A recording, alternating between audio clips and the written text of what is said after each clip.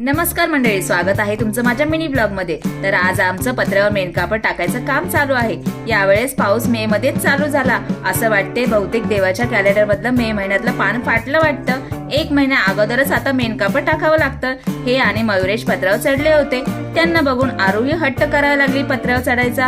हे बघा, मयुरेशने तिला हात दिला। भीती तर खूप वाटते तिला पत्र्यावर चढायची। कशी बशी पत्र्यावर चढलीच। पप्पांचा अवतार बघून हसायला लागली। मीही बघायला आले काय करतायत म्हणून। आरू म्हणते, हाय, आता आम्ही कामाला सुरुवात करतोय। पावसाळा आला की सगळ्यांची हीच घाई असते, पत्रे साफ करा, मेणकापड टाका। तुम्ही टाकला की नाही? नसेल टाकला तर टाकून घ्या, पावसाळा झालाच चालू। यांनी पत्रे झाडून घेतले, भरपूर कचरा निघाला। वट्ट्यावर पण बघा किती घाण झालं। मी खाली असल्यामुळे यांना लागणारं सामान पोहोचत होते। हातोडी दिली आणि कचरा बघा 2 पोते निघाला। पत्रावर एवढा कचरा येतो कुठून? आणि हे बघा, पाऊस पण चालू झाला। आता आरूची मजा बघा, कशी कोपरा पकडून बसली। मयुरेश पप्पांना मेणकापड टाकण्यास मदत करतोय। मी आरूची मजा घेते। खिडकीतून आरूला आवाज दिला, येतेस का म्हणून। आरू खाली यायला तयारच नव्हती। पाऊस उघडला, यांनी मेणकापड टाकायला सुरुवात केली। सगळ्यांचे घरे बघा कशी दिसतायत, प्रत्येकाने मेणकापड टाकले।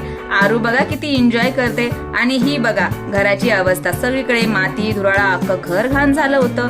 आता हे सगळं घर मला साफ करावं लागणार। तर चला, बाय।